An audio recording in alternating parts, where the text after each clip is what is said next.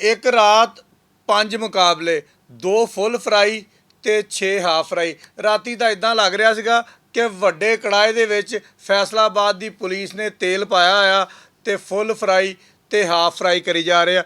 5 ਥਾਣਿਆਂ ਦੀ ਹਦੂਦ ਦੇ ਵਿੱਚ ਰਾਤੀ ਪੁਲਿਸ ਮੁਕਾਬਲੇ ਹੋਏ ਆ। ਕੱਲੇ ਕੱਲੇ ਮੁਕਾਬਲੇ ਦੀ ਤੁਹਾਨੂੰ ਡਿਟੇਲ ਵੀ ਦੱਸਦੇ ਆ। ਨਵੇਂ ਸੀਪੀਓ ਫੈਸਲਾਬਾਦ ਤਨਵੀਰ ਹਸੈਨ ਸਾਹਿਬ ਸੀਸੀਡੀ ਦੇ ਵਿੱਚੋਂ ਆਏ ਆ।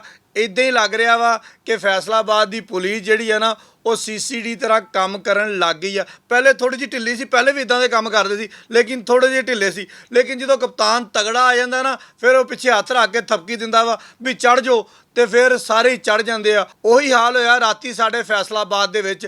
ਡਾਕੂਆਂ ਵਾਸਤੇ ਤਾਂ ਇਦਾਂ ਸੀ ਜਿਵੇਂ ਡਰਾਉਣਾ ਖਾਬ ਨਹੀਂ ਹੁੰਦਾ, ਇੰਜ ਕਰਕੇ ਹੋਣਾ ਤੇ ਪਤਾ ਨਹੀਂ ਕਿਹੜੇ ਪਾਸੋਂ ਗੋਲੀ ਆਈ ਨਹੀਂ, ਭਾਵੇਂ ਆਪਣੇ ਸਾਥੀਆਂ ਦੀ ਆਣੀ ਆ, ਲੇਕਿਨ ਕਿਸੇ ਨਾ ਕਿਸੇ ਪਾਸੋਂ ਆ ਜਾਣੀ ਆ। ਸਭ ਤੋਂ ਪਹਿਲੇ ਜਾਂਦੇ ਆ ਜੀ ਥਾਣਾ ਸਮਨਾਬਾਦ ਵਾਲੇ ਪਾਸੇ, ਜਿੱਥੇ ਐਸਐਚਓ ਲੱਗਾ ਹੋਇਆ ਜੀ ਤਾਲਸ਼ ਬਾਸ।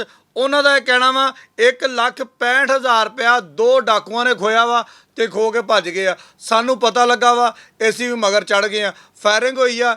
ਇੱਕ ਡਾਕੂ ਆਪਣੇ ਸਾਥੀਆਂ ਦੀ ਫਾਇਰਿੰਗ ਦੇ ਨਾਲ ਫੁੱਲ ਫਰਾਈ ਹੋਇਆ ਵਾ ਤੇ ਦੂਜਾ ਭੱਜ ਗਿਆ ਵਾ। ਉਹਨੂੰ ਬੜੀ ਜਲਦੀ ਅਸੀਂ ਲੱਭ ਲਵਾਂਗੇ। ਨਾਲ ਹੀ ਤੁਹਾਨੂੰ ਲੈ ਜਾਂਦੇ ਜੀ ਥਾਣਾ ਗੁਲਾਮਾਬਾਦ ਵਾਲੇ ਪਾਸੇ।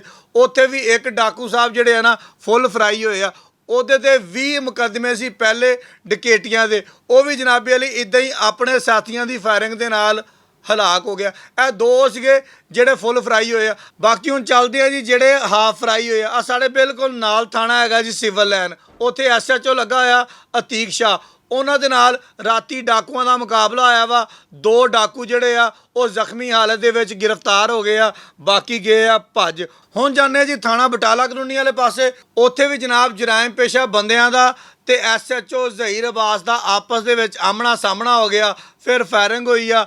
2 ਡਾਕੂ ਉੱਥੇ ਵੀ ਜਨਾਬ ਹਾਫ ਫਰਾਈ ਹੋ ਗਏ। ਨਾਲ ਹੀ ਤੁਹਾਨੂੰ ਲੈ ਜਾਂਦੇ ਜੀ ਥਾਣਾ ਸਦਰ, ਜਿੱਥੇ ਐਸਐਚਓ ਲੱਗਾ ਹੈ ਜੀ ਰਾਣਾ ਮੁਹੰਮਦ ਅਲੀ। ਇਹ ਉਹ ਡਾਕੂ ਸੀਗੇ ਜਿਹੜੇ ਬੁੱਢੀਆਂ ਤੇ ਨਿਆਣਿਆਂ ਨੂੰ ਨਾਰ ਲਾ ਕੇ ਨਾ ਡਕੈਤੀਆਂ ਕਰਦੇ ਸੀ। ਜਦੋਂ ਫਿਰ ਇਹਨਾਂ ਦਾ ਆਮਣਾ ਸਾਹਮਣਾ ਹੋਇਆ ਐਸਐਚਓ ਸਦਰ ਦੇ ਨਾਲ, ਫਿਰ ਮੁਕਾਬਲਾ ਹੋਇਆ। ਮੁਕਾਬਲੇ ਦੇ ਵਿੱਚ ਇੱਥੇ ਵੀ ਇੱਕ ਡਾਕੂ ਜਿਹੜਾ ਨਾ ਉਹ ਹਾਫ ਫਰਾਈ ਹੋਇਆ। ਸਿਰਫ ਤੁਹਾਨੂੰ ਦੱਸਣਾ ਇਹ ਸੀਗਾ ਕਿ ਜਦੋਂ ਕੋਈ ਕਪਤਾਨ ਸੀਸੀਡੀ ਦੇ ਵਿੱਚੋਂ ਆ ਜਾਵੇ, ਜਦੋਂ ਕੋਈ ਕਪਤਾਨ ਤਗੜਾ ਆ ਜਾਵੇ, ਯਾਨੀ ਕਿ ਸੀਪੀਓ ਫੈਸਲਾਬਾਦ ਤਨਵੀਰ ਹਸੈਨ, ਕਿਉਂਕਿ ਸੀਸੀਡੀ ਦੇ ਵਿੱਚੋਂ ਆਏ ਆ, ਤਗੜੇ ਆ, ਫੈਸਲੇ ਜਲਦੀ ਕਰ ਲੈਂਦੇ ਆ, ਲਿਹਾਜ਼ਾ ਇਹਦੇ ਅਸਰਾਤ ਸਾਨੂੰ ਨਜ਼ਰ ਆਉਣ ਲੱਗ ਗਏ ਆ। ਤੁਸੀਂ ਅੱਗੇ ਵੀ ਦੇਖੋਗੇ ਕਿ ਜਿਹੜੇ ਜਰਾਇਮ ਪੇਸ਼ਾ ਅਫਰਾਦ ਨੇ ਜਾਂ ਤਾਂ ਲੈਲਪੁਰ ਛੱਡ ਕੇ ਕਿਸੇ ਹੋਰ ਸ਼ਹਿਰ ਦੇ ਵਿੱਚ ਚਲੇ ਜਾਣਗੇ ਤੇ ਜਾਂ ਫਿਰ ਉਹਨਾਂ ਦੇ ਮੁਕੱਦਰ ਨਸੀਬ ਇੱਦਾਂ ਹੀ ਹੋਣਗੇ ਕਿ ਇੱਕ ਰਾਤ 6 ਮੁਕਾਬਲੇ, ਇੱਕ ਰਾਤ 7 ਮੁਕਾਬਲੇ, ਇੱਕ ਰਾਤ 10 ਮੁਕਾਬਲੇ। ਜਦੋਂ ਇਦਾਂ ਹੋਣਾ ਨਾ ਫਿਰ ਡਾਕੂ ਸਾਰੇ ਮੁੱਕ ਜਾਣੇ ਆ। ਫਿਰ ਤੁਸੀਂ ਸਕੂਨ ਦੇ ਨਾਲ,